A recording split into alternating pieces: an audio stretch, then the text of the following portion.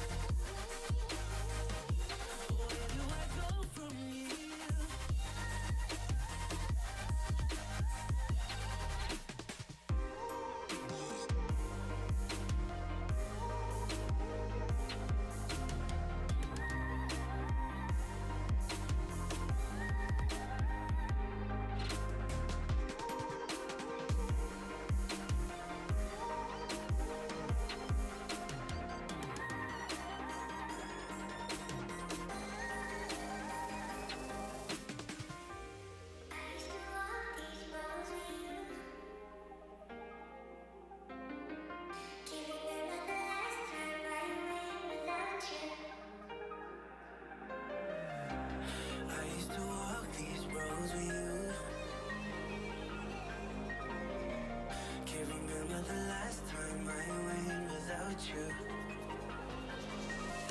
Where do I go? Where do I go? How will I know?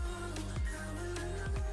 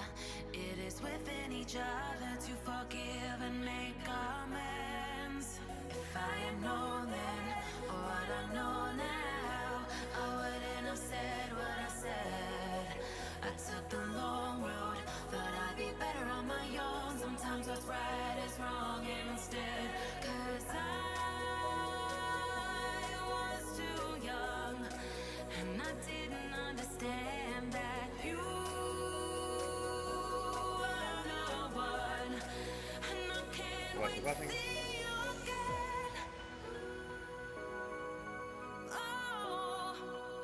Was it once? What did you have for breakfast? Tea, biscuits, Oh, coffee, cream. so I've got you turned down. Okay.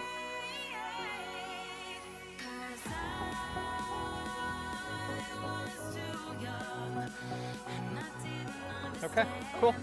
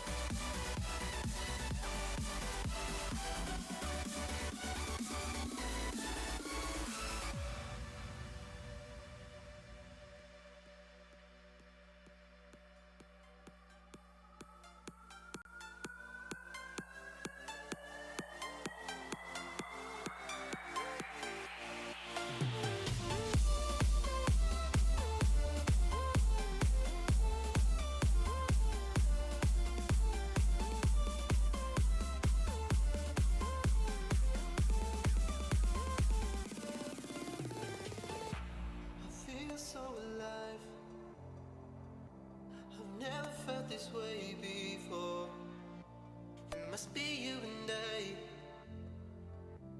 It's got me thinking about us more. It's these bright lights, they put me in a daze, and I can't stop but think about the way that you move around up and down on that stage. It's your future vibes.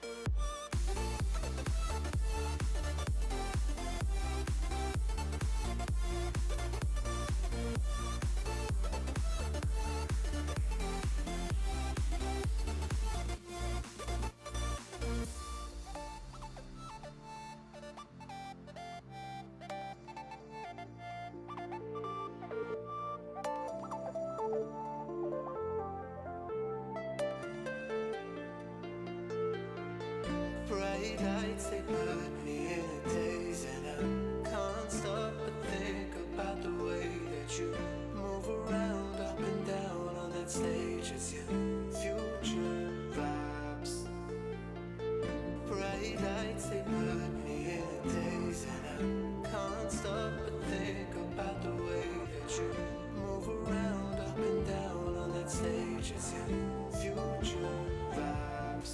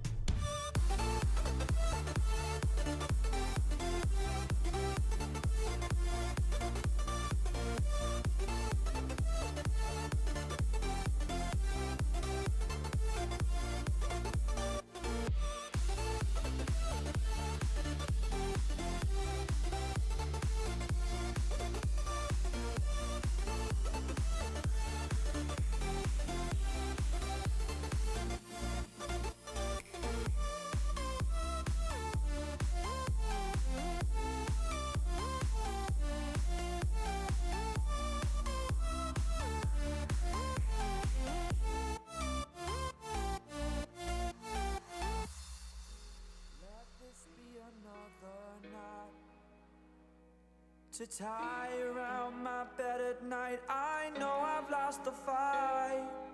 To erase your face, my mind. Awake, I lie here staring up beyond the sky.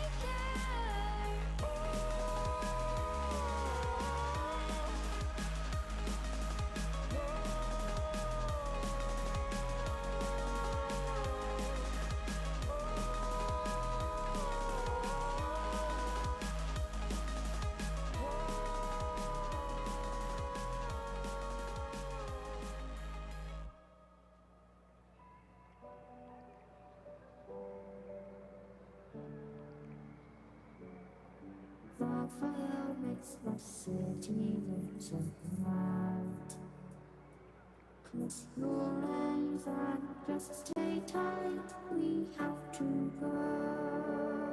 Stay with me while we leave.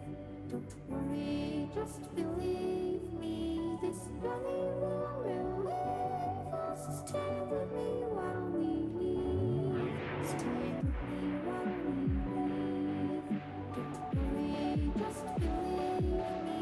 This journey will relieve us. Stay while we leave. Stay with me.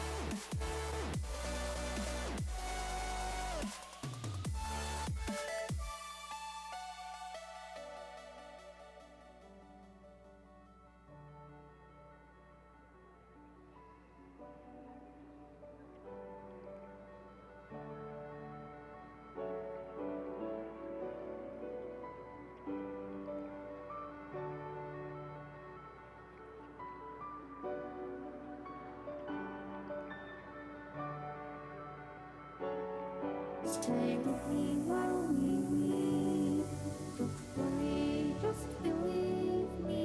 This journey will relieve us. Stay with me while we leave.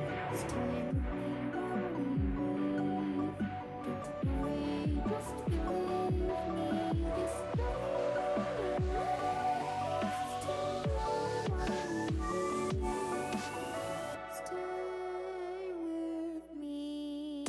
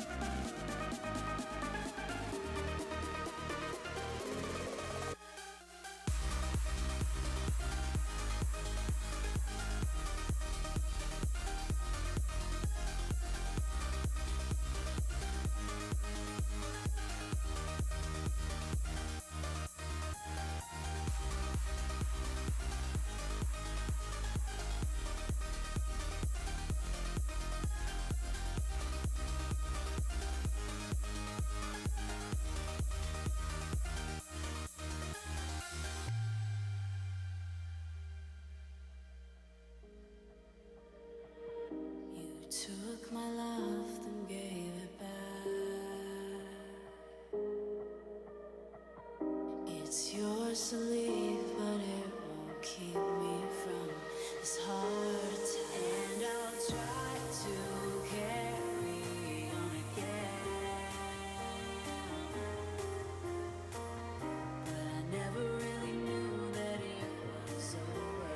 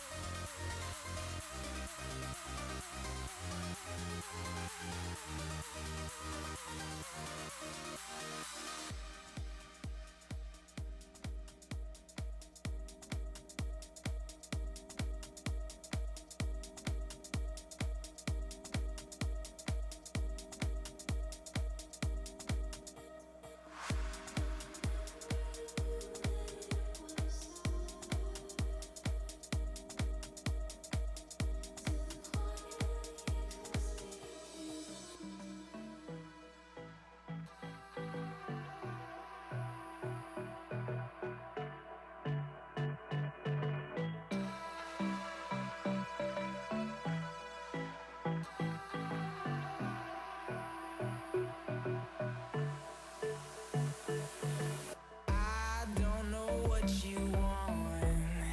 Let's have a bit of fun till I downfall. My love, if you feel like I do right now, don't say you're on the run to the other side. My love.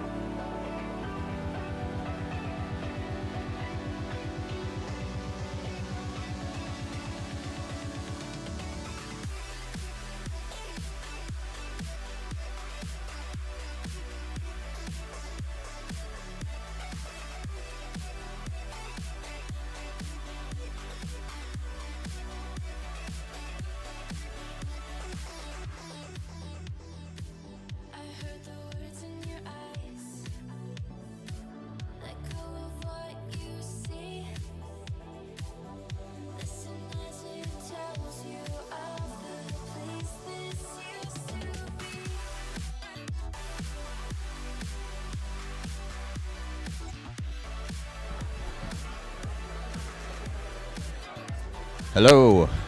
We're going to get started in just a couple minutes. If you want to grab a seat at one of the tables, then we'll get rolling very shortly. Thank you.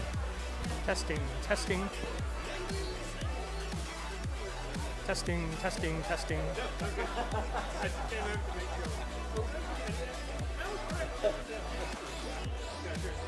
Yeah, I'm fine. I'm good.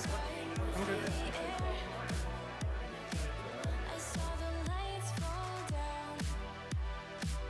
I saw it come through a care. If I could just know where.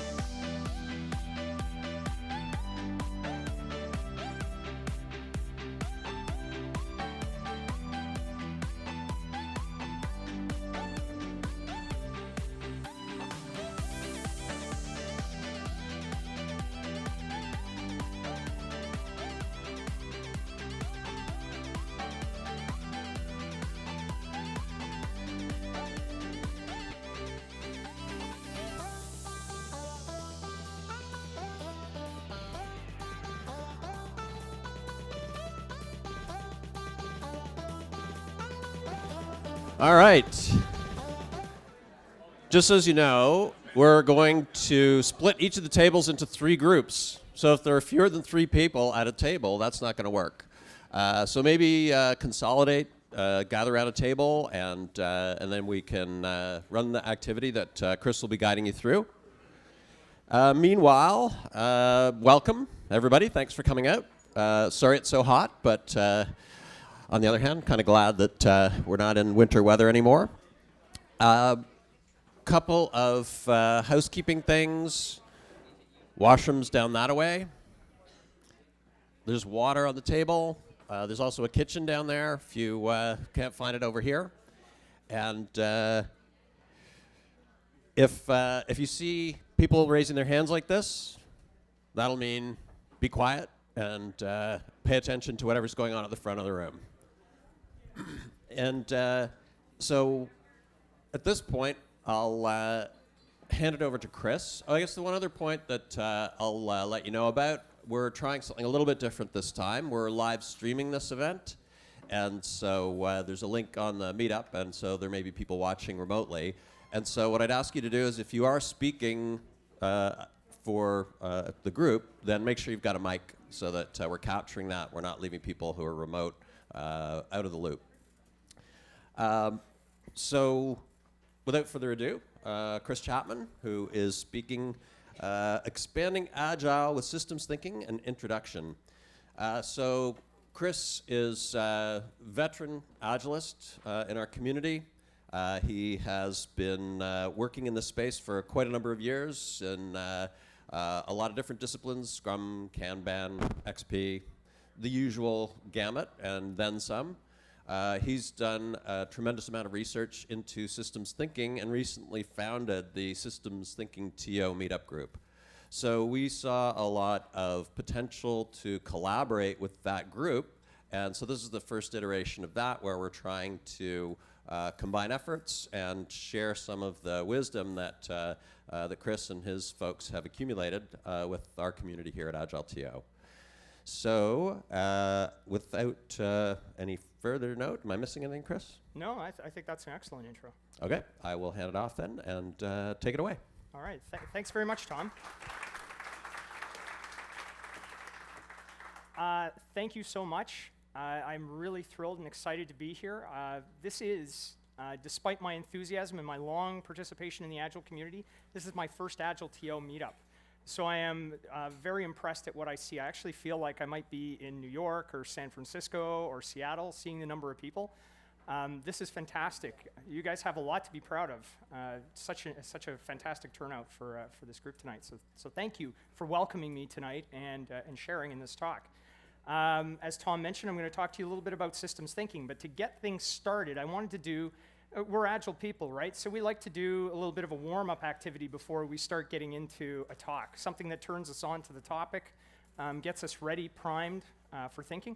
So we did a little bit of research, and there's an attendee to, or a participant to Systems Thinking TO, Nick Norbeck. He's back there. He suggested a game to me a few weeks ago, which I'm going to try out tonight. This is the second time ever we have run it. So we're going to be learning some things here. It is called the Red-Blue Systems Game. So I'm just going to move on to that. I'm going to come back to that in a second. So Red-Blue Systems Game, you'll notice on your desks or on your tables, there are 2 playing cards, red and blue. There's also a score sheet. And there should be a facilitator from AgileTO who's going to be helping you out. They're going to be facilitating directly with you to make sure that you follow the rules of our system. Uh-oh, there we go. And these are the rules of our system. We're going to play them in very quick rounds. And the objective of this game is to maximize your point total. So at each table, you've probably got somewhere around 6 to 9 people. Let's see, 2, 4, 6, 7. So I want you to divide yourselves into 3 groups at each table, as closely as you can. Mathematics are not necessary here. Just as close as you can into 3 groups. And the object of this, if you've got too many people at one table, you may want to come over to another. Does every table have a facilitator? Yep.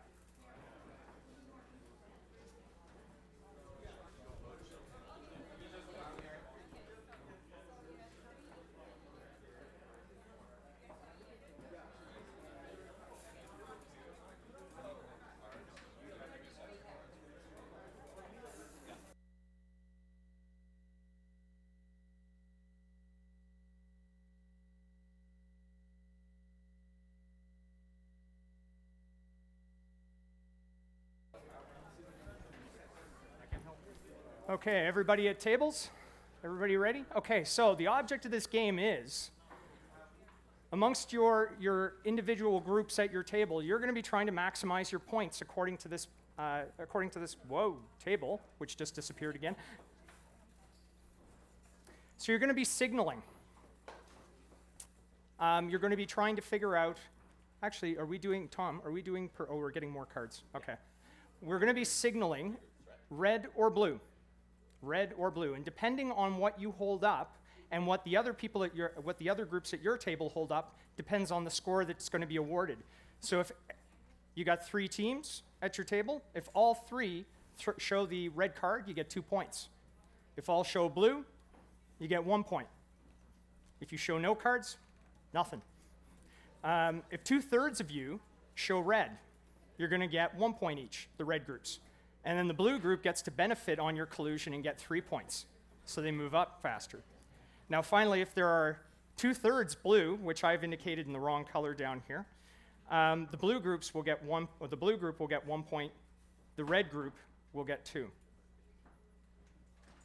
Now the facilitators, we've run this a couple of times. We did 10 rounds last week, so they're kind of familiar with how this rhythm goes. This is going to go pretty quickly. We're going to play this for 10 rounds, and we're going to see how fast we can maximize points. Okay?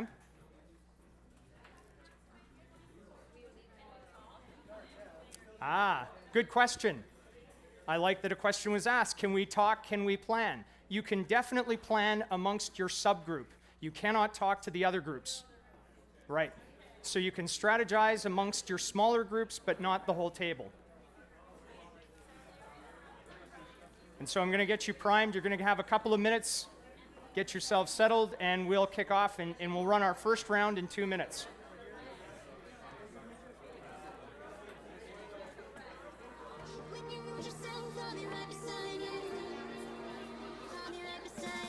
If there are some people who we need a couple more people to come to the table at the front. If there are any extras, if we have an overloaded table, we could use a couple of extra folks.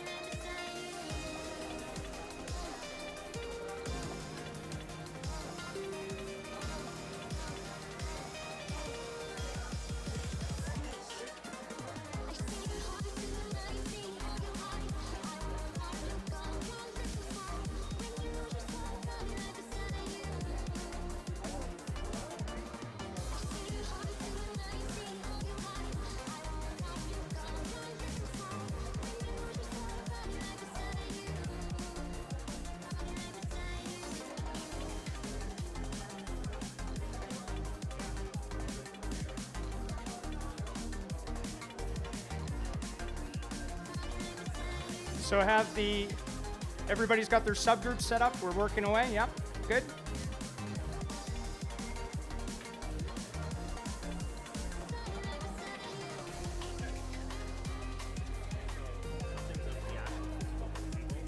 Oh, that's why it's winking. Another 100-foot cable, I can't do it. It's gonna wink. It's gonna flat from you. Yeah. But it's the physical cable. I'm gonna replace it tonight after you leave now. I'm gonna apologize to you now. That is. That sucks. But what ends up happening is it's like you. Oh, yeah. Hold on.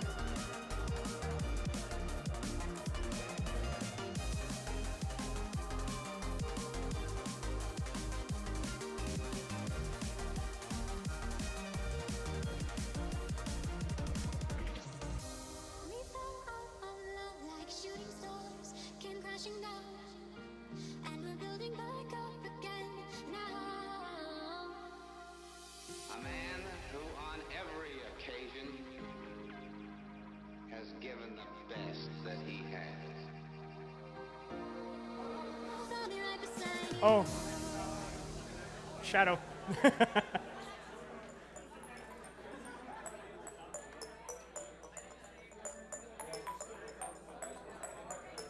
Okay, we should be ready now to run our first round. So don't worry. We're running a lean organization where it's okay to fail. Okay, I'm going to count. So facilitators, I'm going to count you down for your first round. So everybody at the tables, we'll try doing this first one all together so you can see how it works. So each of the subgroups, you've discussed your strategy about what card you're going to show, red or blue, right? So let's try a practice round. Round number 1, I'm going to count you down. 3, 2, 1, show your cards. Okay, so we got...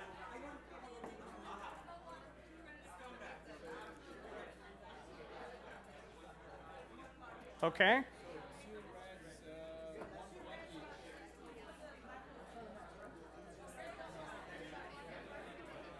Yep. Okay, so you've got 1 minute to debrief on what happened there, reset, and we're going to get ready to do the next round. That's your first one. So we'll allow the first one, so we're going to do round 2. I'll let you debrief for a second on your table and figure that out. What cards you're going to show and how you're going to maximize your score.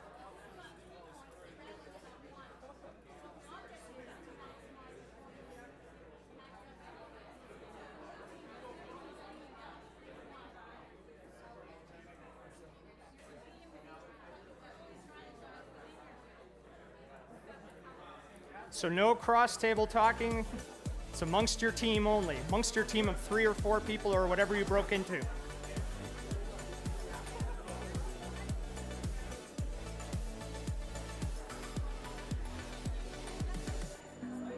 Okay, are we ready for facilitators? Are we ready for round number 2? You want to try this again? Okay, let's try it again. So we're going to move a little faster now.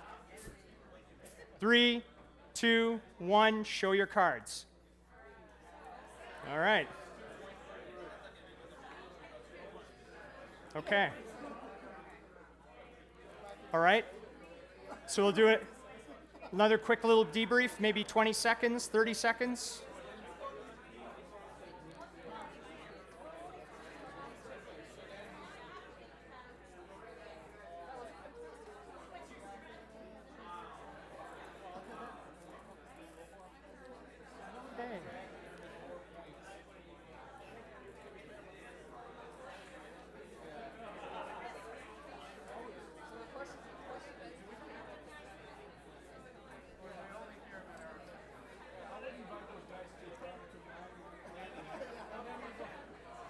Okay, so let's try for round number 3. 3, 2, 1, show your cards. Okay, another quick debrief. We'll go for round 4.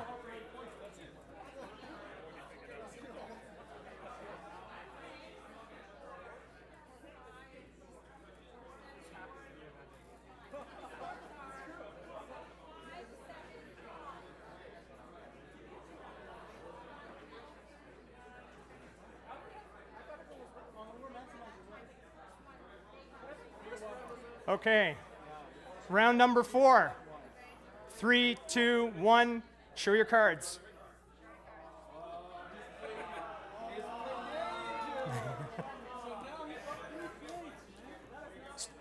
By now, you should be starting to formulate a model or a strategy about what the other teams are up to.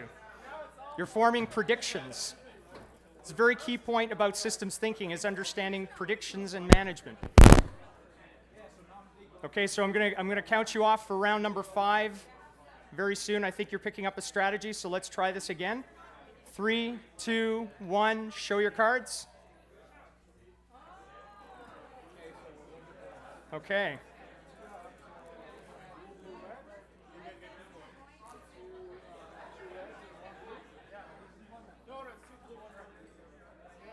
So we're heading on to, we did round number 5, right? We've done 5?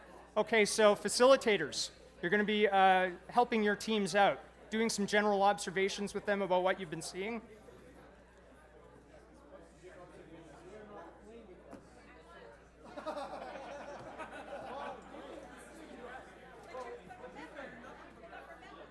Let's see this for a second.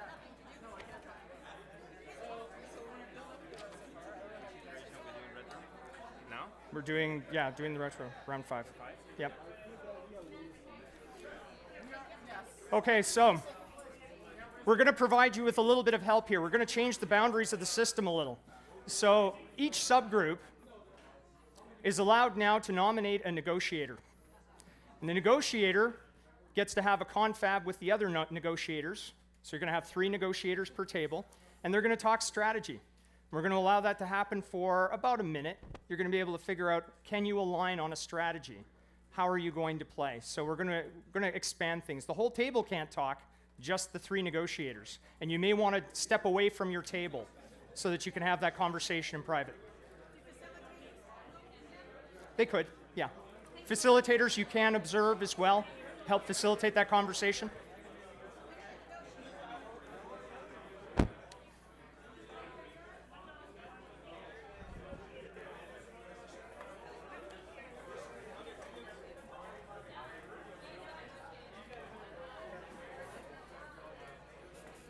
And try not to block the screen. People are probably wanting to look at that score sheet to try and figure out what their strategy is going to be.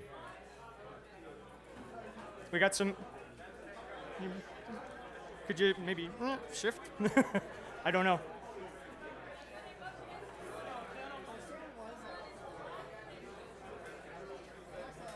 I asked.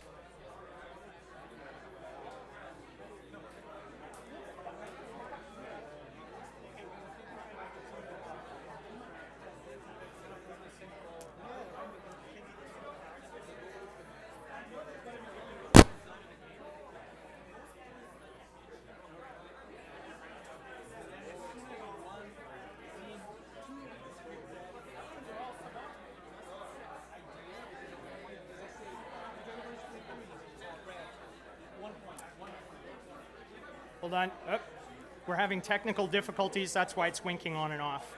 It's a cable issue.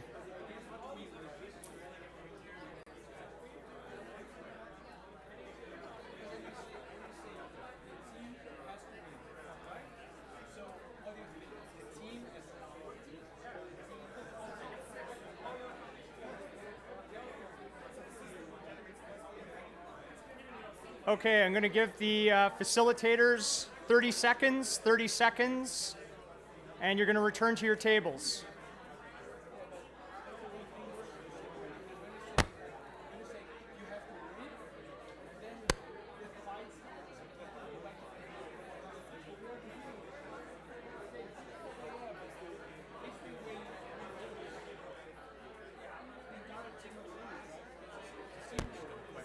Yeah, that's good.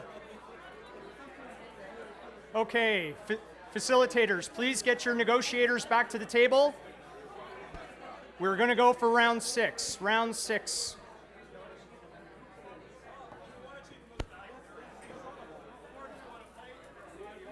Okay, so negotiators, you're going to have a little while to talk to your teammates.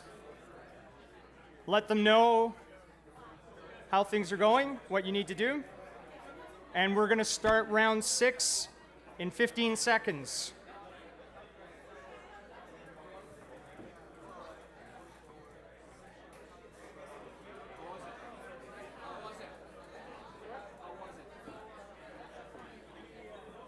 All right, facilitators. We're going to count it off. All right. 3, 2, 1, show your cards. Okay, quick debrief. Quick debrief.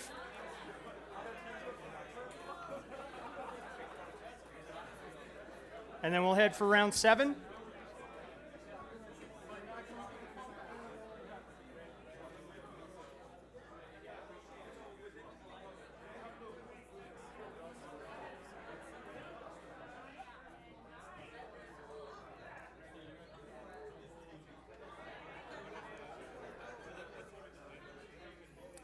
Okay, so let's try round 7. I'm going to count you off again. 3, 2, 1, show your cards.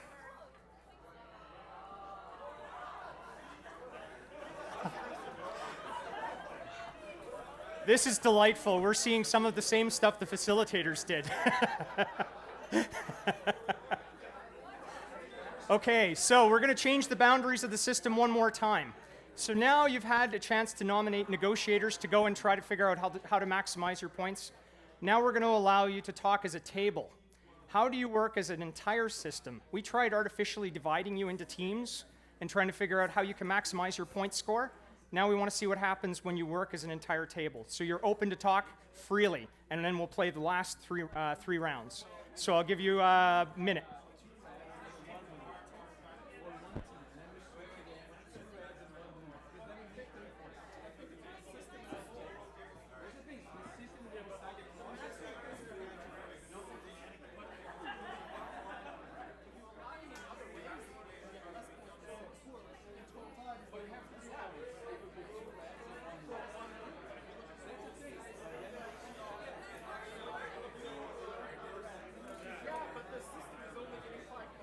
Thirty seconds.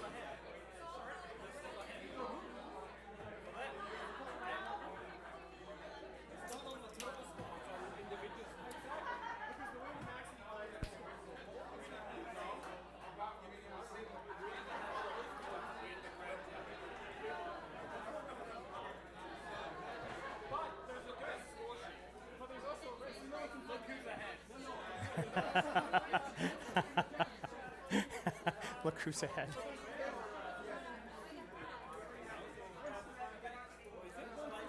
Okay. Whole table. Just going to do, yep, show your cards in 3 rounds. Okay, so you should have a whole table strategy now for maximizing your points. I'm going to count you off. 3, 2, 1, show your cards. Okay? And this should be pretty quick now. I shouldn't have to give you a long period of time to debrief on this. So I'm going to get you to go again. 3, 2, 1, show your cards. Oh, interesting.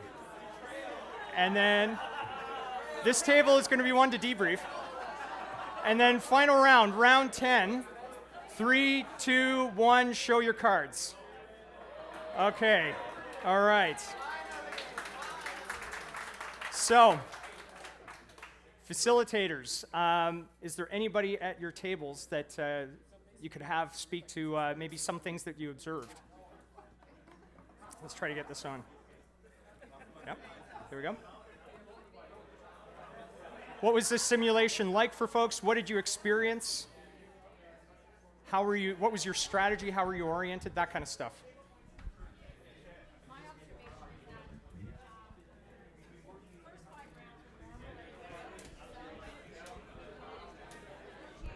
I had to reinforce the strategy a couple of times and walk my team members off the ledge.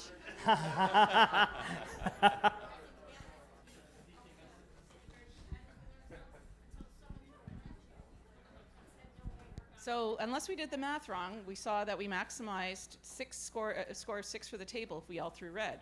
So every other scenario, 5 or 4, if there was some change of color, we saw 6 was our maximum. Together, we decided let's work together. Good Canadian values, and we all worked together, and we scored 6, unless we had mistakes. I'm not going to call any names, just unless we had mistakes in offering the card, but we decided early on to negotiate, maximize 6, everyone showed red. That's fantastic. So did you hit that strategy in the last 3 rounds, or what round did you hit that strategy? Okay.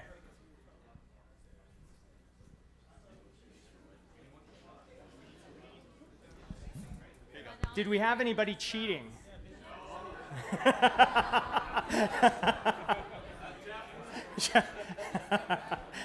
Whoever is at Jeff Kosaju's table, I understand, and you have my full empathy.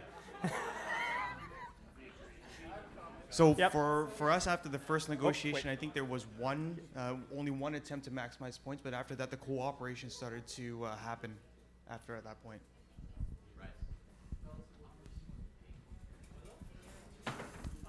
So our group got screwed by consistently acting in the best interest of the whole. That's never happened before. So it's interesting results. Anybody else? Hi. So we negotiated in the round when there was just 3 negotiators to all go red, right?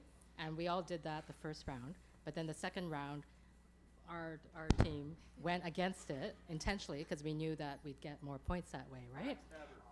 Yeah. So it was yeah. So the lesson learned here, because it was interesting what happened when we switched to a table collective goal, right? Because we kind of burned a lot of bridges by upsetting the other teammates. So There's it that kind of trust goes. factor. It goes to show you that, like, even if you're working on kind of local goals, that you can't do it at the expense of other people in your organization or whatever, right? Because there's always a trust factor that you kind of need to look at the bigger picture. Yep. No, that's excellent. Those are great observations. So I like working with Agile people. At our table, we had an interesting thing going, and by the time we got to the negotiators, 2 of the teams had thrown blue cards, so they were actually ahead on points, and there was 1 team behind.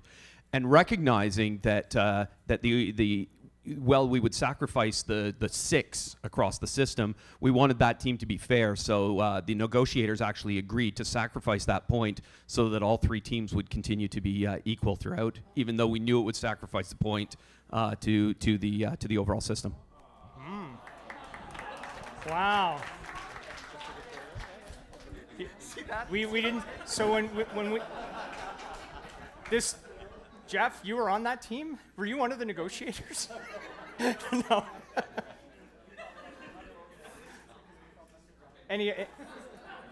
Any other feedback? Anyone else got any observations? Yep. So, I mean, Okay. If you can holler, then that's fine. So, I mean, the maximizing with the 3 reds is so kind of. Oh, they're right here. Okay, sorry. So, kind of obvious. I think there's a temptation, but it's also not the maximum. Mm-hmm. The maximum is if you gamble and come out with 1 blue and 2 red, but it's also not predictable. So the balance here is between. All groups red is the maximum score. Maximum possible. For an individual group, it's not. Right. So if I'm looking out for my individual group's interests, I want to go blue. Yeah. And have the other 2 go red. The Yep. problem is that's not predictable. So the balance is between a good predictable score or gambling for a maximum score. That's and interesting. a lot of organizations will take predictability over maximum a lot of the time. Possibly, yeah. Thanks. I have 2 points. Firstly, thank you for the fellow negotiators to trust me when I said 6 is the total, we should all go red. Secondly, I don't know if all the tables, did the facilitators share that the goal of the game is to maximize table points? Was that shared? I had a feeling that might be part of the reason why people are still going blue instead of the 2 reds. So yeah, so we were deliberately, I'm glad you picked up on that, because we were deliberately ambiguous with. Who would tell? Yeah. We just said maximize points. Yeah. And because we divided you into groups of 3 and said you couldn't talk to anyone else, you filled in the blanks. Lessons learned for lesson 1 of systems thinking.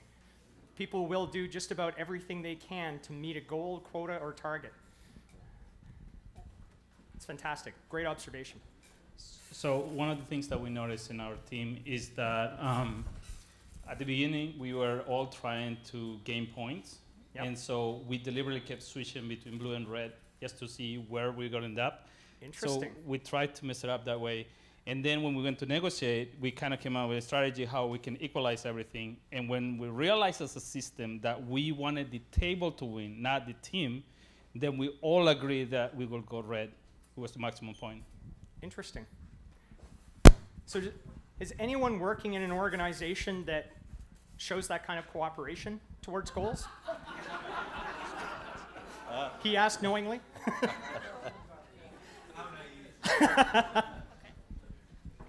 Yes, go ahead. Okay, so on our table, after the negotiation, it was agreed that it would be all red.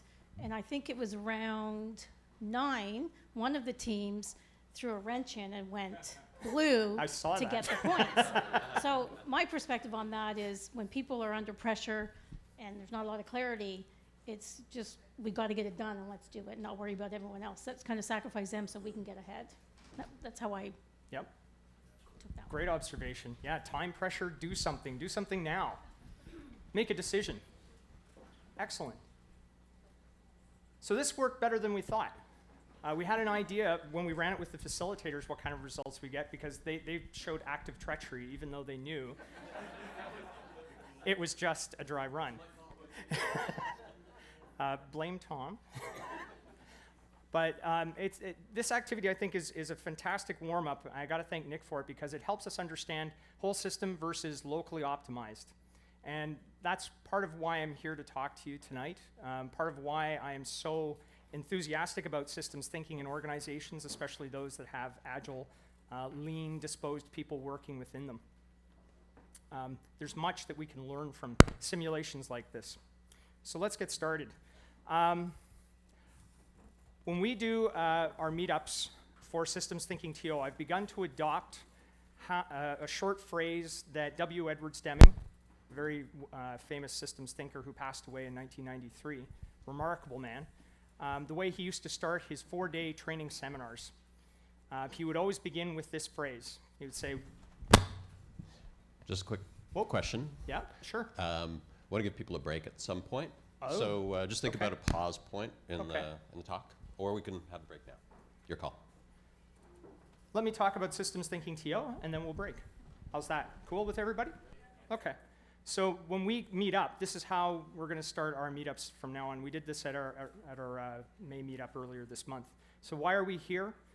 Learn, make a difference, have fun. And Deming was a fantastic orator for sharing his stories and his knowledge and his philosophy and wisdom, and also very expansive, detailed knowledge on math and statistics, because that was his background. But ultimately, if we don't have joy in the work that we are doing, we're missing the point of why we are doing work. And this is why I'm passionate about systems thinking and why I started Systems Thinking TO back in November. It was sort of a flyer. It had been in the back of my mind for a couple of years. And I thought, let's just see what happens. I'm going to run an experiment. And so it's been a 6-month experiment. It's exceeded my expectations. We have a membership list that I think spans about 150 people. And we regularly get not as great a turnout as you guys. That's why I'm here, to learn how you do that. We probably get about 25, 30 hardcore folks, but we're reaching out to more. And what's kind of exciting is that we have people attending our meetups who are not in software, who are new and are wanting to learn how do we apply systems thinking to improving how we work and how our businesses work and how our teams work. So I'm going to pause right here because I think you could probably use a beverage or a refresh right about now. So let's resume in how long? It's now 6:41, Okay. so let's say 7 o'clock. Okay, so we'll pause here and then we'll resume and boom, we're Just gonna a fly. couple things. We will have our usual job confab down the corner over here. So people who are seeking work or people who are looking for people, invite you to head down to where the couches are in the corner, and you can converse as you will. I'm going to ask anyone who has any announcements or specific things that you want to bring to the attention of the group that are relevant to stand up and speak into a mic. Thanks. Hi, I'm Marlise, and I'm part of the talent team here at Rangle. And me and my colleague Jennifer are going to be in the corner to talk about Rangle in the job search corner. So if you're allergic to waterfall, I invite you to come chat with us.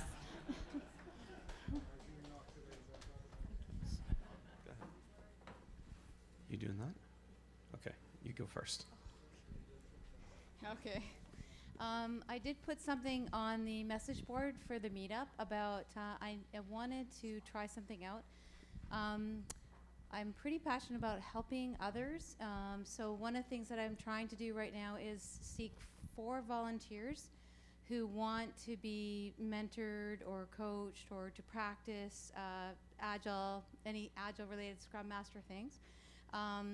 So that, because I did do a view in the Agile Toronto open space to see how many people would be interested in something like that. And there's a lot of new people that are out there that just don't have that access to a lot of people who have a lot more experience. So I just was trying to see if I can get 4 people to try and experiment out, to meet up a couple of times a month or whatever downtown Toronto for about an hour. So if there's 4 people that want to help with an experiment, just probably 3 months, then you can talk to me.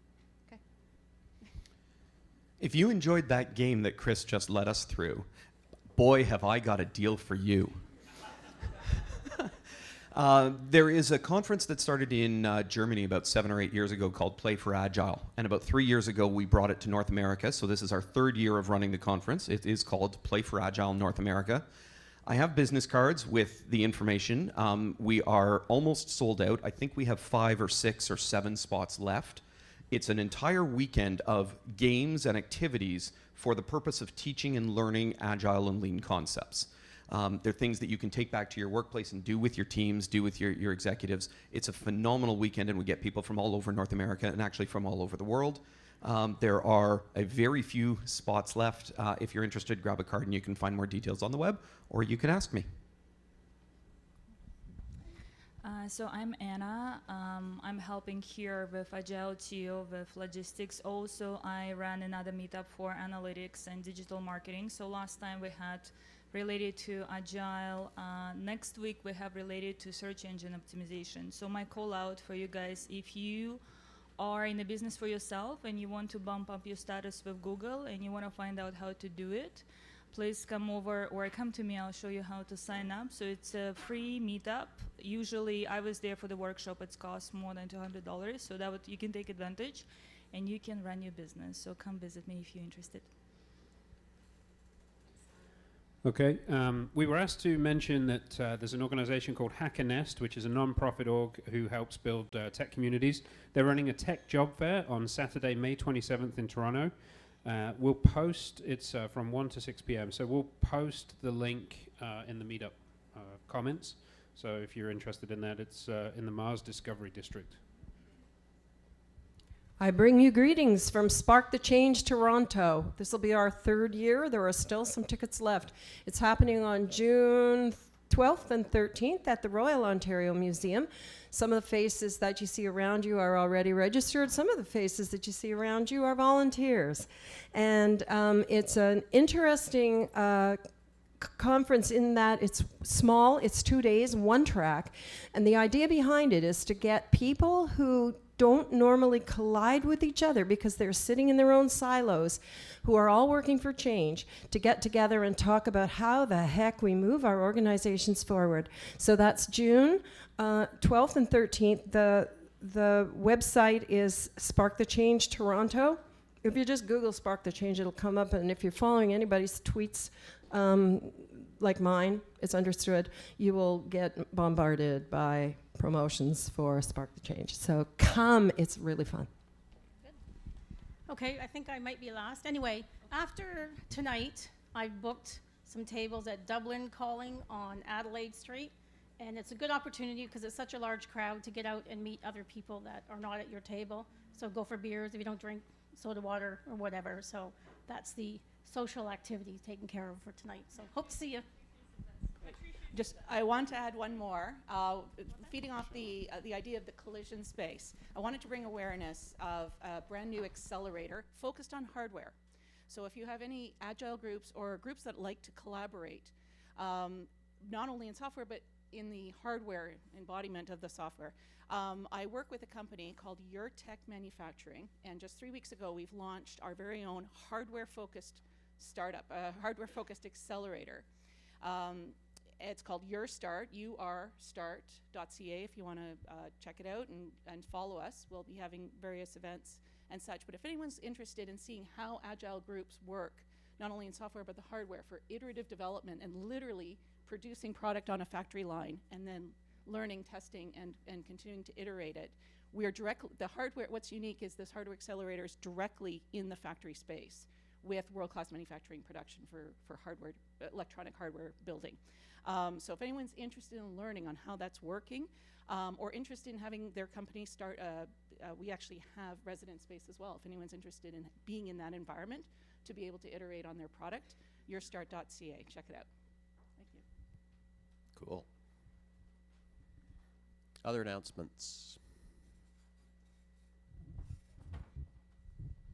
So I'm not even sure if this needs announcing, but I'll do it anyway. So we do have another event on the 23rd, and that one's a bit different from the regular events that we typically run. So we're holding that event in conjunction with Group Buy, so slightly different location. Pretty interesting program. So we've got somebody coming from Google to talk about the Google Cloud Platform and how that's enabling agility. And we've also got Todd showing up at that one too. So we do have a wait list right now, but I know that coming into the summer months, people do tend to kind of have other ideas. So if anybody's on the list right now and they are not sure whether or not they can attend, then please do relinquish that place so that other people can attend. So we are limited on the space in that particular location, so can't really up it beyond the 120 that we have right now. So yeah, if anybody's not going to be able to attend, please do note that in Meetup so that the space can be released to someone else.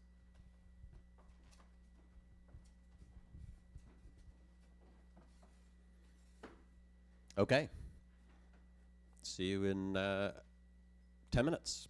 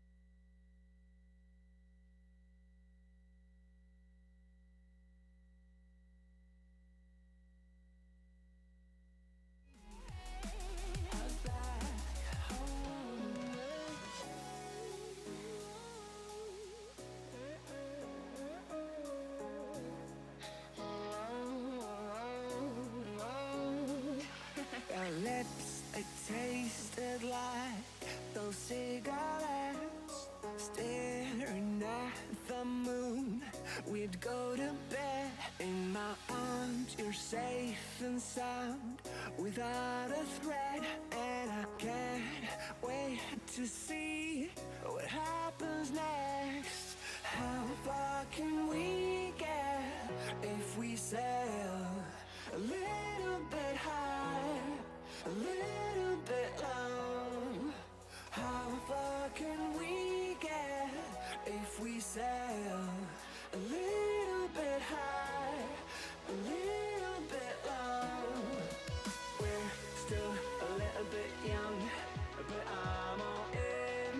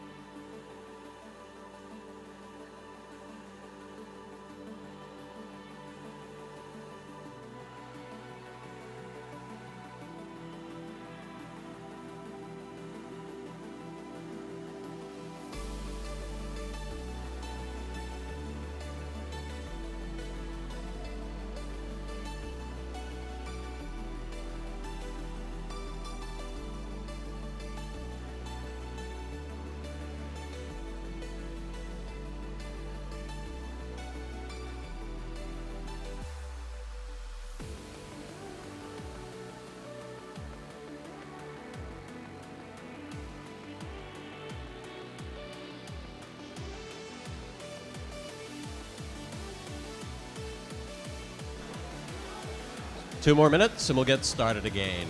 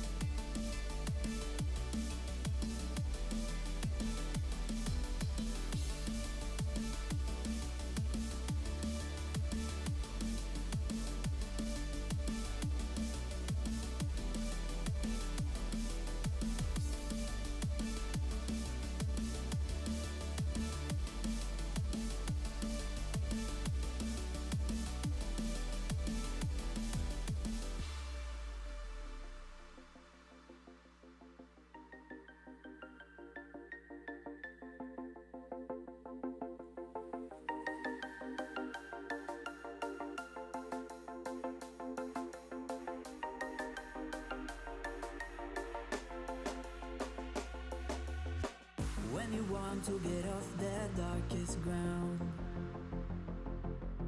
but gravity pulls you straight down. Earth from a bird's eye view. You should grow feathers and see this too. When you want to get off the darkest ground, but gravity pulls you straight down.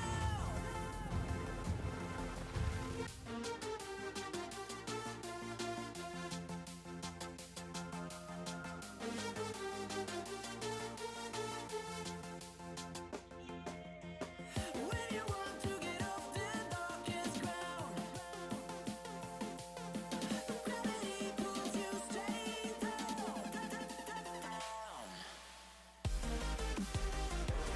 Okay, can we have everyone back to your tables, take your seats, and we'll get back to the main program.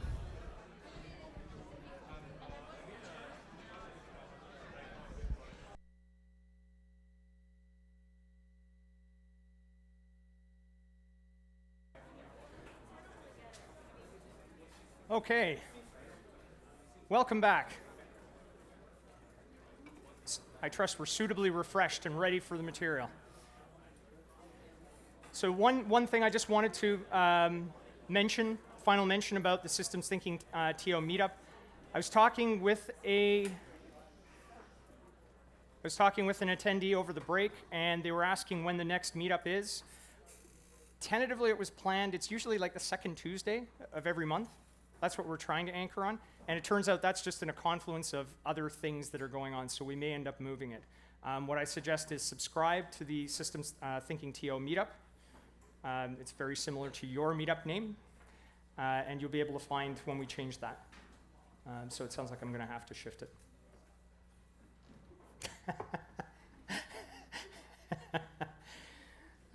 Jeff. Okay, so when Deming would start, and I apologize if you don't know who W. Edwards Deming is, I'm going to refer to him a lot because he's a really influential thinker in the systems thinking space. He was responsible for the Japanese exceeding the North Americans in terms of quality rather rapidly. He was sent there post-war to help them do a census, and very quickly he began to notice that he was getting called upon by engineers and executives. And around 1953, he had a foundational meeting with leaders of enterprise there to figure out what can we do. And it's where the plan was originally seeded to improve quality of what they were capable of delivering within 4 to 5 years. I think 5 years was the plan, and they did it in 4, and then they started just mounting from there. I think we're all probably of the age that we can remember when Japanese vehicles were not such great quality.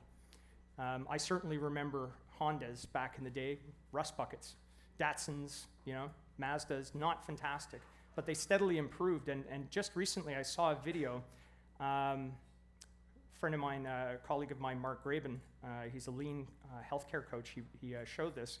Toyota taking a 1998 and then a 2015, I think, Corolla, and doing a 64-kilometer-an-hour collision right into each other.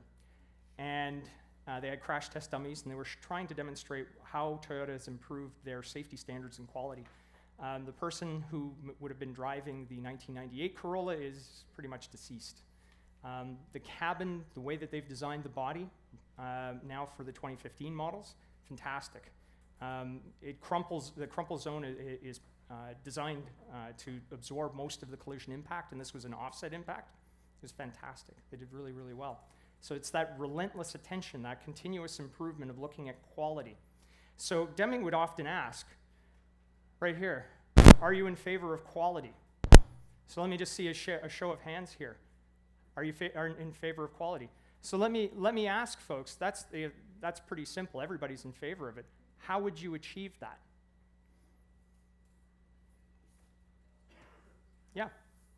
Be willing to pay for it, or decide how much quality you can afford. Yep.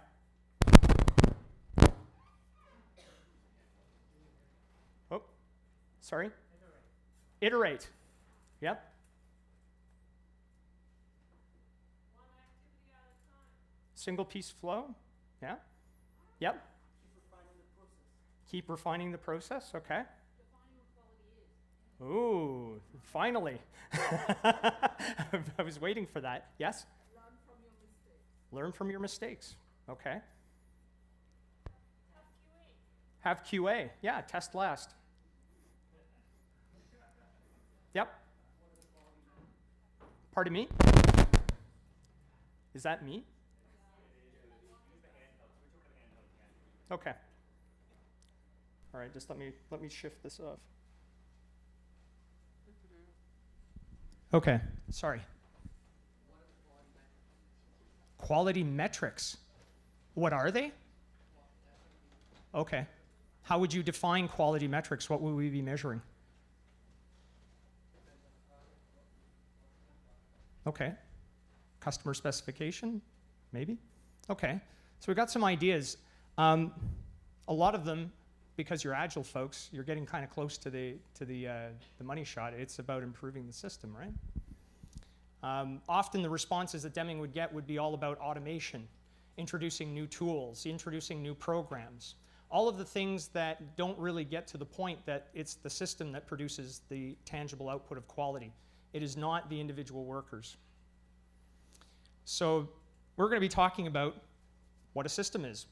We're going to compare and contrast systems thinking versus analytical thinking, and what systems thinking helps us to see, and what the implications are for those of you working in Agile transformations and working as Agile change agents.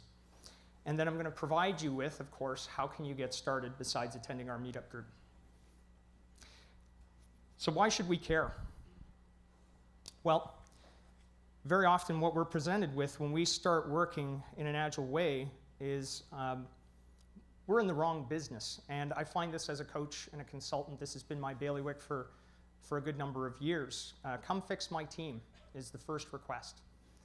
And I used to kvetch about that after a while because it's like being on Groundhog Day. I'm sure you all know about this. You go in and the faces change and the teams change, but the problem is the same. We're seeing very ham-fisted implementations. It's a struggle, but you're patient. A rule of coaching is meet your coachee where they are at, and then you try to help them get forward, to improve, to be better. Unfortunately, this puts us predominantly in the space of being process technicians, and that's not really the business that we want to be in. because we're trying to ameliorate two different systems. We're trying to put two together, right? We're trying to take the world of Agile, lightweight, self-organizing, just-in-time, all of this great stuff, and we're trying to fit it into organizations and systems which are not compatible with that. We're trying to run a transformation from the most finite point of the transformation where it shouldn't be occurring. So we're going to talk a little bit more about this, why the organization is staying intact. So we got to have some empathy, though, for the folks that own these businesses, the executives, the managers, like this man here. There's pressure mounting. He needs to make a decision. He's feeling squeezed on all sides. This pretty much fits every coachee that I have who's an executive or a system owner right now. They're feeling compelled to do something. And without knowledge of systems, they're left to make some very coarse-grained decisions about what to do. We have to make a decision now. Get a coach in, get a consultant in. Maybe we need to do a TQM. Maybe we need to do a program of any kind that's going to alleviate this pressure. Just do something. Unfortunately, without systems thinking, this is perhaps the effect that's going to be happening. We're not fully aware of what's happening, what our actions could be triggering. We're only looking at taking pressure off a specific point. So when we're looking in the simulation, that was a little microcosm of this poor guy here, not being able to see what was happening, his actions, and how they were going to be triggering a much more catastrophic situation behind them. So in Agile transformations, working as Agile practitioners, part of our role, part of our job, is to get people from where they are to where they want to be. So we're very much in the bridge building business. And when we build bridges, here's the thing about them. They're often presumed to fit a certain gap or a certain span. So I've kind of labeled what some of these spans might actually be. And for leaders, they look to these. They say, wow, this could really help me get from where I am today to where I want to be tomorrow. Lean, agile, just in time, cornering the market, making money hand over fist, lots of happy people. That's fantastic. The problem is when we start to build these bridges for our customers, they often find that by the time they get halfway across, it's not working. This is when we begin to hear, for example, Agile doesn't work here. We tried that. Don't mention the A word. Call it anything else. Let's see what we can do. Maybe we need to be more pragmatic. Maybe waterfall really was the way to go. And so we've tried to throw as much knowledge and capital as we could at this without too much success. It's not a one-size-fits-all business, and definitely for myself and my colleagues that lean into it, that's what we align on. We have a shared value in this that we want to understand your challenges in your business first before we can even begin to think about how to get you across a bridge. So I don't know if you saw the latest version 1 Agile survey, State of Agile survey. So they've been doing this for a while. I think the survey has increased from only a few hundred participants to now it's got to be in the thousands. So it's taking a pretty fairly accurate worldwide of where we are today. And I found this rather interesting. Year over year, company philosophy or culture is at odds with the Agile values. That's why we're not adopting Agile inside of an organization. Number 1. And then I saw that the number 3 was lack of management support. And then a general resistance to change. I should talk to my colleague Jason a little about resistors and change, us and them. But the reason I find this interesting is that culture follows structure. I don't know if you may have noticed that. Within organizations, the culture that is enabled is not something you install. It's not ultimate frisbee in the quad. It's not dog days. It's not beer. It's not ping pong tables. It's the outcome of how people interact with each other. In fact, they often say, I heard another coach say this, that the fastest way you can tell what the dominant culture is in an organization is to look who gets hired, who gets fired, and who gets promoted. And that'll tell you very quickly how successful or not you will be there and where you might want to align if you're there to go along. So if we're in the business of trying to transform organizations, I think we've got to look very closely at what is the structure telling us. So I'm going to show you a few things right now to shake your frame of reference up about where we are in our current state. 97% of the problems that you're experiencing in your organization are attributable to your systems and processes. About 3%, perhaps even less, are attributable to people. I do a lot of work with different teams and different organizations, and I've seen the impact of this quite concretely. As a lean and agile coach, I'm brought in to help provide best practice guidance to unfortunate souls who may not be able to pull that off. The system is working in a way that may not allow that. So we have to provide them some hope that there is an opportunity, there is a way to change. But system leaders, system organizers, executives, this knowledge is not widely known. It's the expectation that the problem, that equation is actually inverted. It's different. We have to fix people. Next frame of reference to SHAKE. The effects of performance appraisals, merit rating, evaluations, annual review, system of reward, pay for performance. They're all things that help destroy an organization, destroy a system. They also are very successful at pitting people against each other. I'm sure all of you have experience in your past careers seeing how different programs work. A company that I worked for many years ago that doesn't exist, the owners went to great pains to come up with a semi-transparent formula to try to be fair about dividing profit sharing. And nobody was really quite sure what contributed to what. And everybody was kind of left at Christmas time wondering what they did wrong, because it just didn't feel quite right. Myself, I used to work for Microsoft, 2008 to 2010. I got the CTO's award for setting up a wiki. And that didn't save me from getting on a PIP within another year. I was supposed to get a leather jacket with it too, and they never sent that. So I feel a little embittered about that. Next frame to shake. Best efforts, not enough. That is not going to ensure quality. People are working right now within systems that have specific limits on what they can achieve, and I think as Agile folks, you've probably seen that. We want to do Scrum, potentially shippable product increment, the end of 2 weeks. What's the first thing that goes? Quality, right? Testing. It's really hard. We have no time to improve. We have no way to get that feedback. We have no way to get that pressure taken off. Now, some are doing better. I know I've got some customers who are taking this to heart and are really trying to change and improve this way. And to be certain, nobody goes to work trying to do a bad job, and that includes leadership. They really do want to help. They just don't know what the consequences of their actions and their organization is doing. Next frame to shake up in systems thinking. Posters, slogans, contests, exhortations, threats, rewards do not improve quality, no matter how hard you try. You can threaten them with stack ranking. That happened to me. You can put up a program exhorting, keep our defects low, 0 defects. In fact, if you Google the phrase defects, you'll see a whole bunch of quality performance posters that are in the real world. There's one that we use when we run an experiment to show the effect of this. It's called the red bead experiment that Deming did.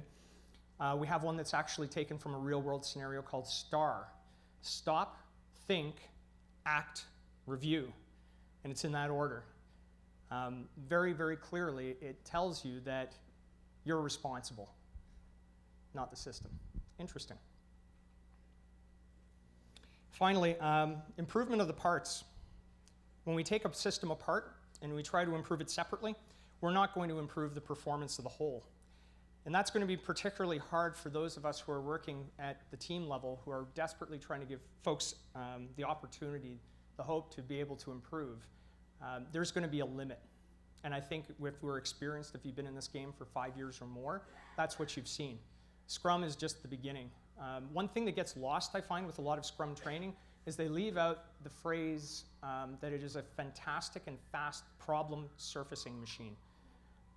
And that gets left out. I even see that in the CSM training. They pay scant attention to it. They just go right past it.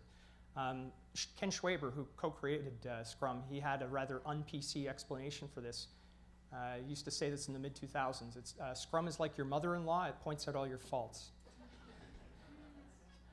And he would get most incensed when people would say that Scrum was lacking something. He'd say, well, it's the only thing that it's lacking is the feedback mechanism to improve. Why is that taking so? Why is that so hard? So, the big point here. This is a quote from Peter Scholtes, and another fellow systems thinker to Deming. He has got a fantastic guide, by the way, if you want to learn how to coach leadership. You want to learn a little bit more about this, look up The Leader's Guide. It's a fantastic book. This comes from that. Changing the system is going to change what people do. Changing what people do, like using Scrum or Kanban, is not going to change the system. And the example I've got up here, the shot, is from a card game called Flux, which some of you might be familiar with. It's a game that's a fantastic simulation of manipulating a system's boundaries. Because the idea is you want to play cards to get an advantage, but every time you pull out some cards out of the deck, you have a chance to change the rules. So these are new rule cards that enforce a different boundary and condition on the order of play and how it's going to work. You could have been winning in one hand, and if you're playing with Jeff, he's going to play one of these cards and he's going to bury you. Right? Yeah, probably. So I call this Peter Scholtes' first law of systems behaviors. And if there's only one thing you remember from tonight, please remember that. It's very, very critical. So of course, I can't talk about systems without bringing up the matrix. And I really I was rewatching a clip of this because the phrase that keeps coming back to me is the one where Morpheus is explaining to Neo, the matrix is a system. It's everywhere. It's all around us, even in this room. You can see it out your window or on your television. You feel it when you go to work or go to church or, my favorite part, pay your taxes. It's the world that has been pulled over your eyes to blind you from the truth. This is what I have begun to look at and understand over successive years, is that there's a predominant way that organizations are structured, something that we have taken at face value and assumed it is proven, it's true. And that's the world that's been pulled over our eyes. That's the reason why we're having such conflict and struggle when we try to improve organizations from the team upward. So I can't tell you what systems thinking is or systems without first explaining what it isn't. It is not analytical thinking. Analytical thinking is what's pulled the world over our eyes. We're taught it from a very early age. It's the way that we begin to learn and process information. If you watch a child, if any of you are lucky enough to have small children, you put a puzzle or a toy in front of them, the first thing that they do is try to figure out how to break it, how to pull it apart. They want to divine an understanding of the whole by understanding the parts. And it's kind of a logical way of proceeding, and it's not an invalid. I don't want to leave you with the impression that analytical thinking is bad. It's actually really good for when things are stable, when things are static and don't change much. Analytical thinking begins to degrade and break down for us when we try to apply it to complex systems, organizations, where we have more than 2 or 3 people. In your tables when you were playing this game, for example, the interactions that were going on there would not be well understood by analysis. It would struggle. And that's why we get all kinds of fancy programs that look like they try to improve an org. You know, like if anybody has had experience with RUP, and trying to structure teams, right? It's trying to analyze the problem of software development in teams and make it into some quick little formula. Niles Fledgling, who was a presenter I think at last year's Spark the Change, really did a fantastic session around his book. Another one that I absolutely endorse, Organize for Complexity. He talks a lot about this. This guy has been on the let's change organizations, let's understand how organizations work. Analytical thinking has brought us for about 120 years a particular structure of an organization, a corporation. And one thing that he points out in his book is that there's something that's going on here that's not readily apparent. There is the formal structure that we have, but that doesn't tell you what's actually going on. What's hidden behind it is these 2 other dimensions. The informal structure, who you got to know to get stuff done around here. The secret passageways, the handshakes, the relationships that exist. I worked with there was a couple of executives that I worked with a little while ago, they had a bad relationship that went back a number of years, and it colored every disposition that they had. This fallout happened, I think, in 10 years ago when they had just come out of business school together, and it was predisposing their actions against each other. So you knew that if you were on one or the other of their teams and you had to cooperate, it was going to be really difficult. So we want to begin to understand, what has analysis contributed to us? Why has it done this? And there's a lot of implications for Agile teams. Think about how we work as teams. This is cascaded, right? We talk about the roles that exist on teams. We've literally built the barriers right into people's dispositions. We have the business management, we have project management, we have analysis and design, we have development, UX, UI, QA, sysadmin. We've created all of these wonderful disciplines, which are great, they're all parts. But what do we spend a lot of time doing when we're coaching teams? We're trying to figure out how to get these guys to work together to deliver something whole. And it's pretty hard. I think everybody here can acknowledge this doesn't come trivially or for free. We often have to tell our customers, first few iterations are going to be rocky. It's not going to be good. So let's talk about what a system is. What's the antidote to this? Well, a system can be defined as something which is a whole. And it's got a function of a larger system of which it's a part.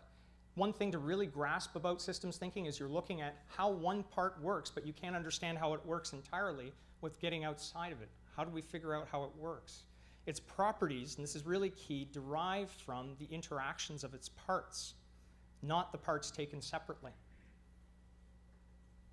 So just let that seep in for a minute. But when we're trying to understand how these things work, we're more concerned about what those interactions are that are happening. So systems thinking takes analytical thinking and stands it on its head. It says, what's the object that we're interested in studying? And the first thing that you do when you look at a behavior of something that is happening on a team or inside of a department or division is you look at what is the larger system that it's contained in. I want to understand that. And then what is the behavior of that container? And then from that, I want to understand how did that thing work inside of that container and why did it happen the way it did? So a quick thing that you can observe is that if, for example, you have conflict that might emerge on a team, two people are not speaking well to each other, or I had a customer in the mobile space, somewhere over there, brought me in for a values exercise. I said, why are we coming in to do a values exercise? Well, there's been heated words. Really, heated words, okay. Yeah, people are not respecting each other, so naturally we've concluded as a management team that they are not living their values. Wow, okay, that was quite a leap of logic. So we did a values-based exercise, we helped them understand that, and it was no surprise that none of the employees really took it that seriously. They began to put all kinds of things, like I think one of the values that they wanted to have as an organization was called groovy vibes. But you could see why. They were, they knew it was a bit of a dog and pony show. So if we don't have that ability to actually look at how behaviors like that are manifested by the system itself, then really all we do is we end up using very blunt instruments to kind of bang away and hammer at it. We're going to come up with programs. We're going to try and give, be great orators. Guys, here's the promised land. I know you can do it. We're going to do all of these things to motivate people to do what we want them to do when we're not realizing that it's the container that the people are in that we need to start looking at fixing. Even if it's not something we can readily fix, we may need to have some uncomfortable conversations with system owners above us. So, of course, systems have got many parts. Big part of understanding a system is we want to know what its aim or purpose is. It's got inputs and outputs. Digestive system. We know what the inputs and outputs are there, right? But there are many different parts. And you can't, when you understand that systems have got these, you know that each part inside of it, while it's got its own definable purpose and you know what it's doing, it's interdependent on the other parts that are inside there. And it's going to have other interactions with those parts. And that has implications for how we understand it. We can't begin to decompose a system, for example, by just looking at a collection of its parts. This is a Boxster engine from Porsche. I think there's 280 pieces there. Without understanding the interrelationships and the interdependencies and the interactions of those parts inside of that engine, you can't possibly hope to know how it works or how to make it, how to improve it. So by taking it apart, we lose its essence, its key essential properties, what makes it what it is. Systems, by that extension, they're indivisible. The product of its interactions is what we're looking at, not the sum of its parts. And I use an expression when I'm working and coaching managers and leaders about when I know they've crossed the threshold into understanding systems thinking. It's when you realize that when you cut an elephant in half, you don't get two baby elephants. You get a big mess, right? But we treat organizations like that. We treat teams like that. We can subdivide a team. We can subdivide a department. No problem. It's up to them to fix it. They'll work out. I heard they do this self-organizing stuff. Excellent. How does that happen? So another key part that we talk about at Systems Thinking TO about understanding how systems work is variation. And this is a key thing.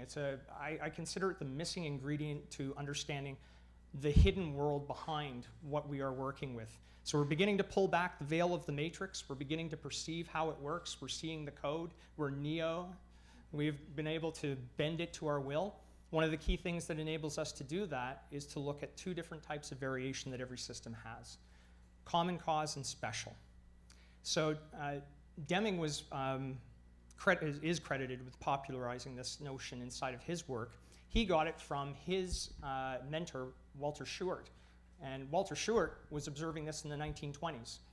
He was trying to understand why certain processes inside of manufacturing streams were working the way they were and what contributing factors. He was probably the earliest systems thinker. Also, Walter Shewart, if you know the PDCA cycle, you might have heard of that. That's actually him, and it's PDSA, Plan, Do, Study, Act. And it got called the Deming cycle by the Japanese. And then they put the C back in. But anyway, common cause variation is variation inside of a system that is normal. It is naturally occurring. So think of a bowl of popcorn. If I throw it in the microwave and I pull it out, the kernels are all going to be different. There's going to be no two alike.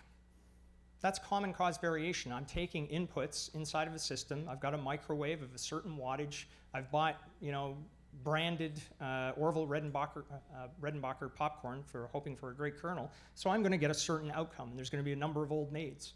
And I may be frustrated about that, but that's what the system produces. On the other side is special cause variation. So that's variation that occurs outside of the system. It really legitimately is something we could not account for.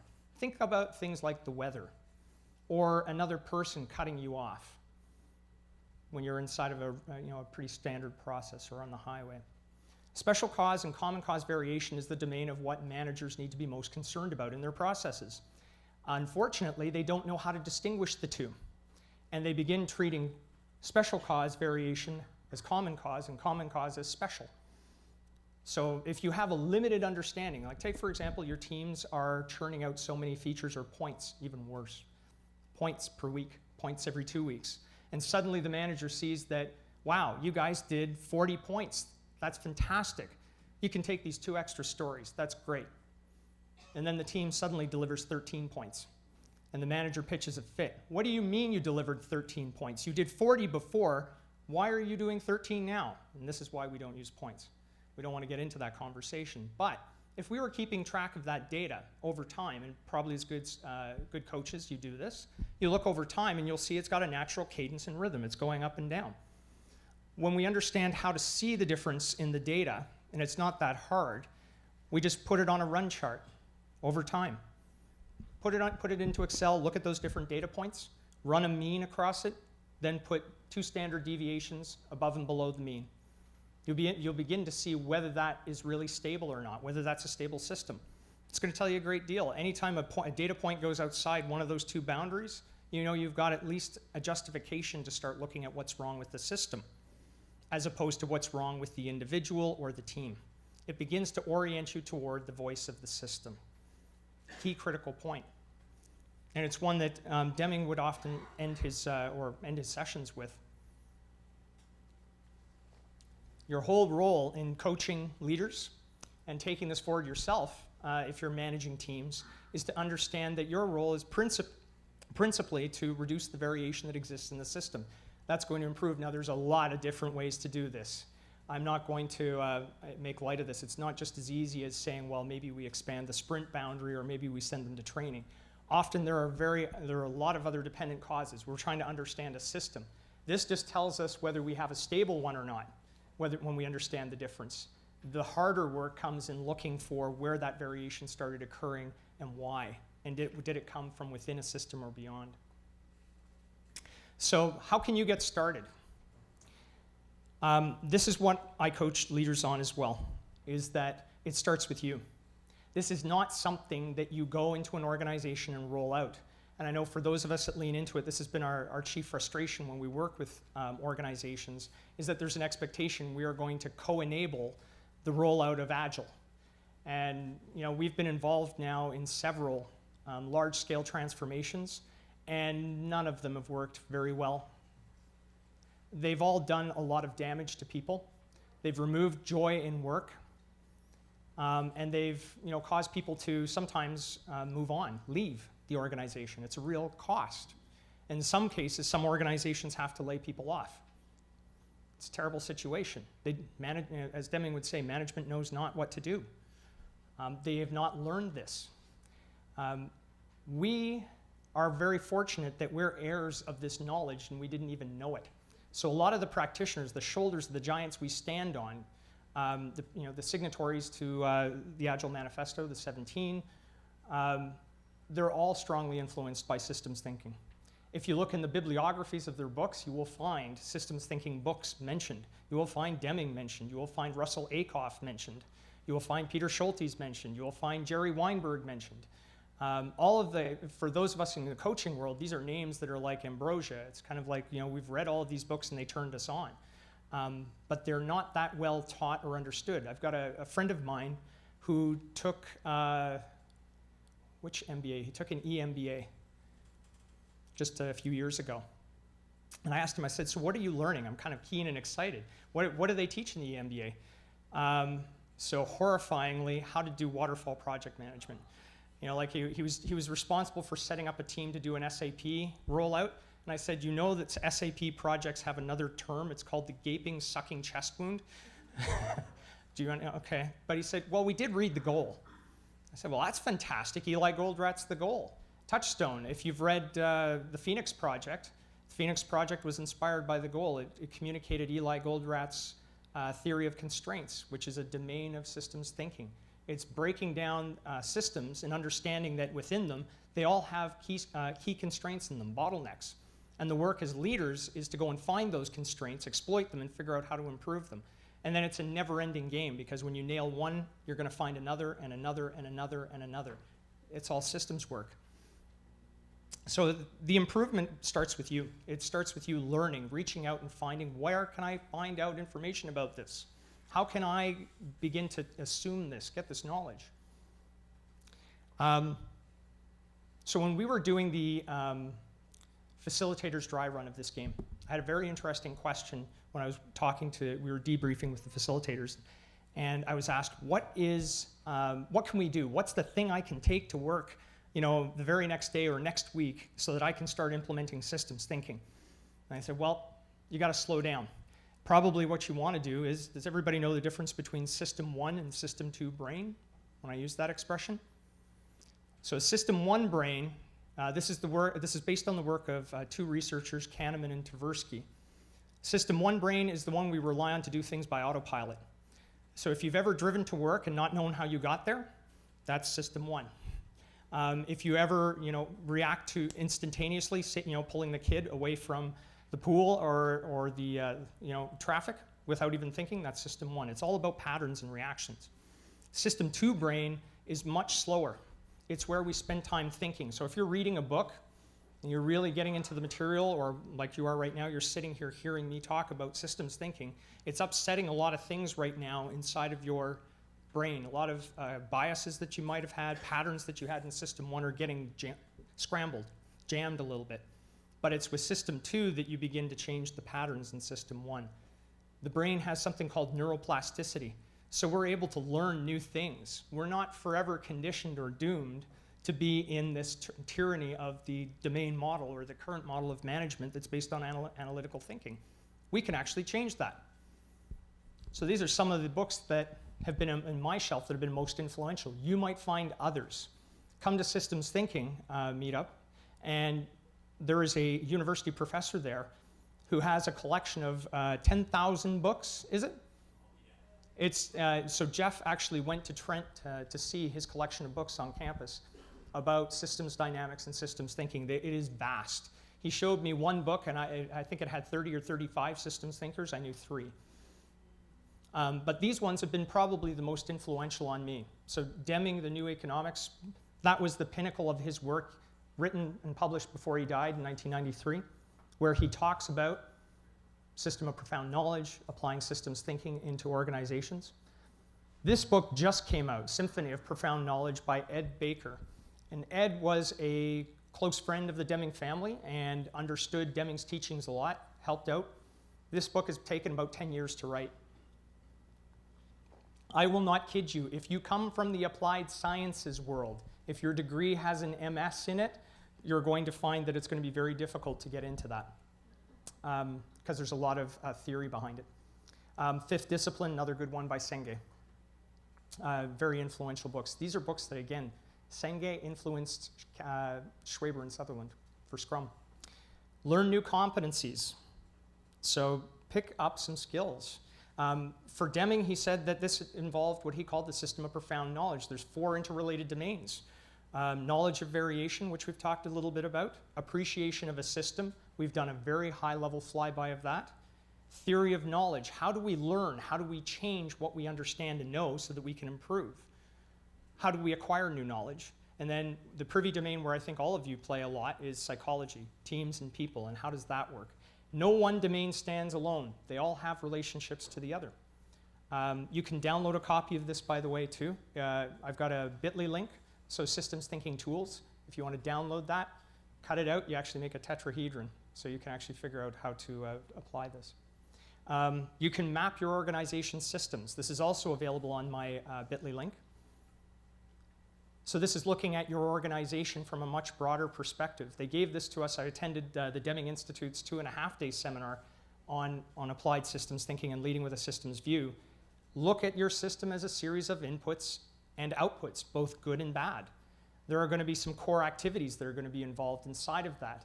And each one of them is going to have process flows. Map the process flows. Understand how that system really works. This is based on what Deming showed the Japanese in the 1950s. And at that time, nobody had thought of an organization as a series of inputs and outputs to understand it. Very broadly applicable. You can also pick up looking at causal loop diagrams. This is a lot of fun. So if you go to ncase.me and /loopy, that's an interactive tool. It's also open source, so you can pull it off Git and you can run it locally, but it helps you understand the relationships, cause and effect between different domains. So what this is a short map of is it's just showing how goals, for example, for an organization influence decisions. And let's just look at that. In a causal loop diagram, this goes from one dimension to the next, cause, effect. As goals increase, decisions will increase also. So the plus sign just means that there is a proportionate increase. It's going in a loop. When we look at what happens for decisions, though, it impacts the system state. Moves in the same direction, right? Theoretically, when we make decisions, we should improve the system. But look what comes out of it. We've got it moving in the opposite direction. System state improves. Decisions, we think, go down. Maybe. Maybe not. We don't know. All of this is about trying to understand relationships to what's happening in your organization. This is what helps you get out in front of problems. This is what helps you see what potential impacts there could be for what's going on and how you might decide to change a system. You can visualize them, and it's kind of cool. This tool, it'll actually animate things for you, so you can actually see the impact of pushing things in and make it very dynamic, very approachable. I encourage you to look at that tool. And of course, you can come to our meetup. Absolutely. So that's my quick flyby of what systems thinking is and why I think it's critically important for those of us in the Agile field to learn about. Thank you.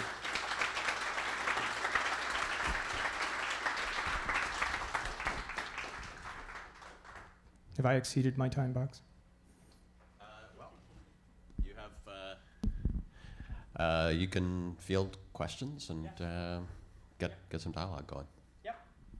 All right, so I presented a lot of dense information that you're going to be chewing on for a while, so give me some feedback. What's going on in your mind about what I've just said? Am I full of baloney? Yeah, get a group of Agilists together, show them their Kindle lists, and look at what happens. Yes? Actually, can you hang on just one sec? I'll get you to speak into the mic so everyone can hear. Yeah. Thank you. I'm wondering what work you've done with the executives, because people can go off and do that kind of individual learning and exploration, but it seems the projects I've been involved in, it's really executives who don't understand what Agile is and insist on having a very continuing with a hierarchical organization and expecting things to happen somehow. And that kind of buy-in and understanding at that level, I'm wondering if you have a demand, if people come to you. Slow.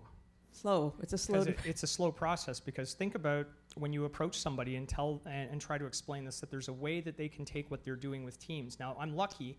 In some cases, I'm working with leaders right now who are saying, we want to do better. How can we do that? So I'm opening the door and showing them. I say, here's where we start. Very, very simply. So I start often with fixed versus growth mindset stuff. I'll talk about the Agile mindset a little bit. So if you're asking teams to do something, you should learn a little bit about it, is usually what my management mantra is. And then I want to get them coming around to applied systems thinking. So I'm going to very quickly begin to curve them towards system of profound knowledge.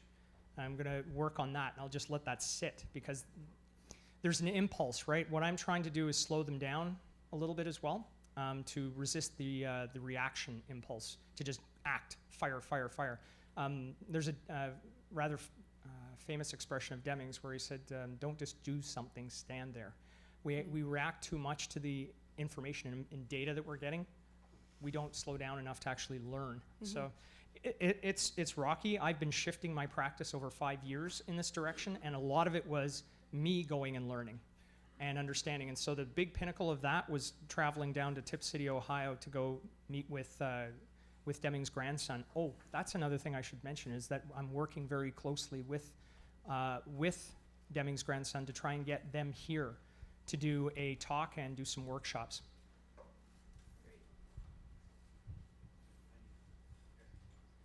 Oh, another question. You talked about slowing them down. Yep. Trying to get them to not react so fast. How long is that learning process for them? Like eventually, like it's all on them. It's all on them. Some of them get it right away. So I'm working with an AVP right now who took it upon himself, and he's been diving into it. He's the best coachee I've ever had, because when I've put readings in front of him, he devours them. And then he sits and engages System 2, and he's beginning to change some of his System 1 patterns. So he's the fastest by far. I put the goal in front of him, and he read it over a weekend, I think, and we were able to have substantive conversations about it. And then he's like, tell me more, I want to know more. So he's an outlier. Others, we don't have time to improve. Help us, bring down our overall whip, because right now we're reacting, we're firefighting far too much in the organization. So it's meeting them where they're at, help them get that sorted out so they can build more time in to teach themselves. But yeah, some folks it takes years.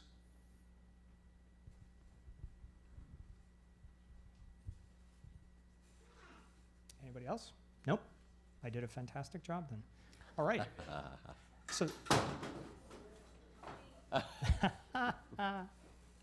So please tune into Systems Thinking TO. If you want to reach me, there's my email address, there's my Twitter handle. Both email addresses, feel free to contact me. You mentioned bit.ly link. Oh yes, let me go back. bit.ly Systems Thinking Tools. That'll take you to my Google Drive. I've got a folder just for the tools, and that's where I'm going to show them. It's blocked. Can't see it on the screen. Oh, I'm sorry. Oh, there we go. There we go. Sorry. Yeah. Okay. So materials there.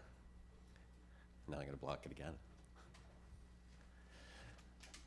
Any final questions or comments? Anything else before we wrap it up? It's got to be a first. We're going to be done early. Fantastic. One more there. Oh. Ooh. Have you worked with startups or, well, not startups, just companies that are starting out, but not tech startup in that sense, just small companies that want to grow a lot bigger, a lot faster? And how has that pattern, them falling back? I'll give you an example of a consulting firm starts out of senior consultants from other massive consulting firms. They say they're going to do something different, but it doesn't happen because they fall back into what they know. Yep. Have you seen, or what can you share about what you've noticed there? So backsliding has been, I think, our bread and butter. We've watched that and lean into it with a lot of our engagements.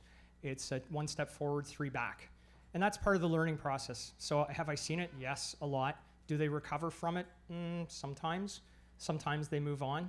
Sometimes it's just too painful because it brings up a lot of baggage, right? There's a lot of things about the individual themselves that they have to deal with to be able to come to this kind of thinking. If you're familiar, for example, with any of Christopher Avery's work on the responsibility process, that's very key. So there's a lot of things in the responsibility process that get triggered. It's coping states. So very quickly, when we have an upset, we tend to go into a coping state where we blame somebody or something for what happened. But we progress as we ruminate on things and think about them. We eventually progress to a state that's called obligation. And that's where a lot of my coachees sit. And that's okay, because obligation is really, really close to a zone that we like called responsibility. They're close to getting across the line to doing something. But you can hang out in obligation for a very, very long time. You'll notice when you hear the phrases, well, it's, what can I do? That's the way things are. There's nothing that can be done about it. There's nothing that can be changed. I can't talk to the VP. I can't do this. You heard them. They said no. And our role as coaches and change agents is to help open that up, create some space where they think there's none. There actually is. There's always a space. So we try to point that out. Hi, my question revolves around what do you think about getting, as opposed to getting experienced people out there. If you're doing a startup, if you're getting people who are already experienced from various organizations, I mean, I always thought selection process is so key in everything, and you got to really get into their minds to figure out what kind of people you're bringing in. So compare that to getting people who are brand new in the working environment. Yeah. Before they get ruined. Yeah. So. Yeah. And that's like, have you ever done this? Have you ever heard executives or even old hands? They'll see someone bright, shiny, and new come in, and they go, "Oh, aren't they cute?" They haven't experienced it. Just give them a year. They'll be like us. And they get that leery glance. Flip side, though, really interesting to see recently where some of the banks, as opposed to their traditional practice of looking for people with financial services industry experience, are now looking for fresh blood who don't have that experience, so they get that new perspective on these problems. So the key thing here is, though, we're trying to fix a system by hiring new blood. If the system remains unchanged, it will devour those people for breakfast. So the system owners are the ones that need the most influence and change. So we either wait them out to retire or get fired or whatever, but that's a very long strategy for improving a system. Okay, so now I've got another question on competition. I mean, if we are in an organization, we set it up as in a way that it has no competition. Mm-hmm. Like internal competition you're talking about? Internal competition. Okay. But I'm looking at the whole ecosystem here in the sense of, let's look at the country, say South Korea. Okay. I've seen countries who created entities, industries that had no competitions. And because they created industries that had no competition, it just went all the way down. But countries where it created within industries, say competitive entities, they compete within each other. They seem to go beyond and grow globally. I mean, that's my thought. I'm trying to find out what you think of that. Well, it's this whole, I was introducing an SLT here recently. Like, we were looking literally this way downtown, and I'm trying to explain the merits of adopting systems thinking and getting into this.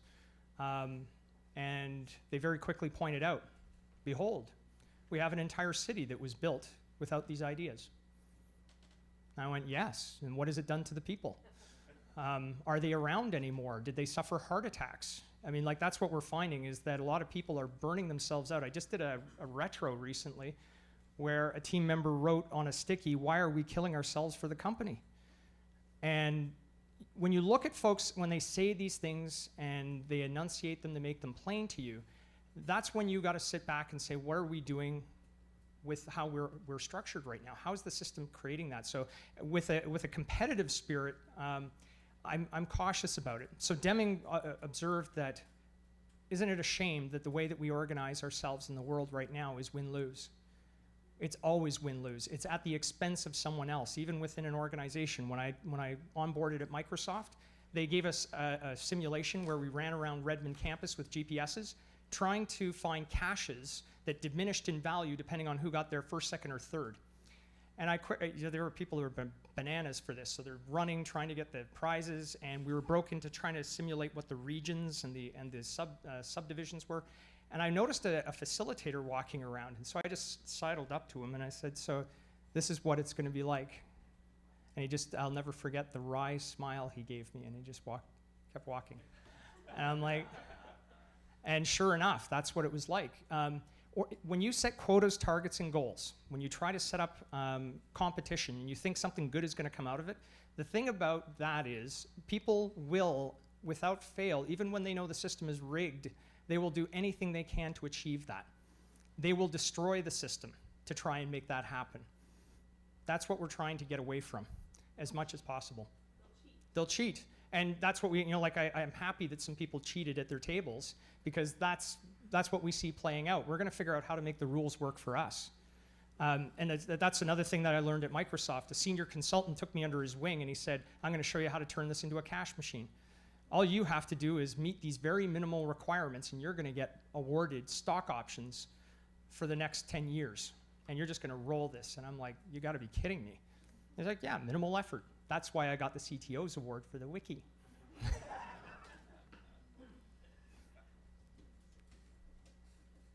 Anything else? Oh, there's one back here.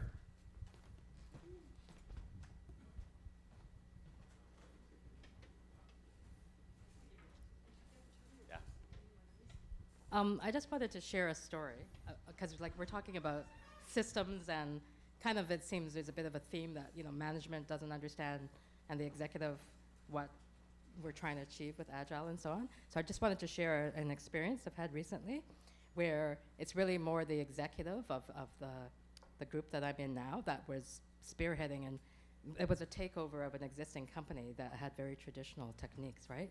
So the development team, the technical team, was used to doing things in kind of old style way, and the new management was trying to convert people into Agile mindset, right? And I was hired on as a PO in this team, and it was interesting because, they'd been trying Agile for a while and some techniques, and they were doing sprints and counting points and establishing velocity, and they were petrified if they were going to potentially carry over stories into the next sprint and not achieve a consistent velocity. And I kept trying to assure them, don't worry, it's going to even out. We're going to have more points in the next sprint, and we've got some new members. Things will work themselves out and will be more consistent. So the idea is not achieving this level of points, but kind of establishing a consistency for future. And don't worry, management is okay. And they were basically petrified. He said, no, we know that it's going to be bad. And, I said, well, no, I've talked to them and they've told me this is what they think. And they, oh, no, we know that's not what they know. And they wouldn't kind of listen to me. So I had to go back to all their line managers and let them know, because they had no clue that these people were in this state of fear. So the system itself wasn't working, but it wasn't because management wasn't believing in what was happening, but it was, like They were conditioned to it. they were used to having the big stick over them. Yeah. And basically, I just kind of told the management team, like, feel the love, like tell them that they're valued and that it's okay to make mistakes, and they're not, the metrics, like doing the story points isn't like a absolute measure. They're not being measured on That's a that big, kind of delivery. big one, right? Is that estimates are estimates, they're not commitments. We've got lots of folks in organizations that despite, like, I got to reinforce this, management is not evil. I've not met bad managers. They're good people, they come to work trying to do a good job every day, but they're working within a system that robs them of the ability to work with any thoughtfulness either. So you have to look at their constraints. But everybody's got a history, so I totally know where you're coming from, where a team has got some trepidation because they've been burned before. And it's the tall poppy syndrome. Who's going to stick his head up? We're going to sit back and watch. That's a fantastic story. Thank you. That's great. That's great. That's fantastic. We're right at 8 o'clock. So officially, the We're meetup done. is done. Want to quickly thank a few people and encourage you to continue the conversation at the after party. Yay. Beer. Or whatever. And so yeah, if I could just really express my thanks to Rangle, as always, for hosting us. Anna in particular was a huge, huge help. Thank you. This time around. Thank you. And our experiment with live feed as well. This is a first for us, and so Matthew, thanks very much for that. Thank you. And if I could get core team and volunteers and facilitators all to stand up, just so you guys can see all the folks that make a contribution outside of these events to make Thank you so much. And thanks to you all, the community, for coming out and supporting AgileTO, and hope to see you at the next one. And we've got a lot of new and different stuff in the works, so we'll see you soon. Thanks. Thanks. Just one last thing. If you wouldn't mind just tidying up your tables, and if a few people can use it.